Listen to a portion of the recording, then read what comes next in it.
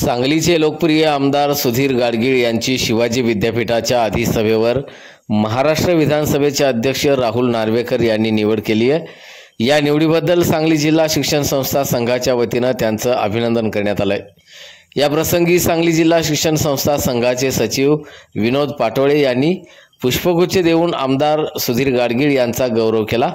यावेळी सांगली जिल्हा शिक्षण संस्था संघाचे अध्यक्ष तथा भाजपा जैन प्रकोष्ठ महाराष्ट्राचे उपाध्यक्ष रावसाहेब पाटील, प्राचार्य MS राजपूत, भारत दुधाळ, प्रशांत अवधूत आदी मान्यवर उपस्थित होते।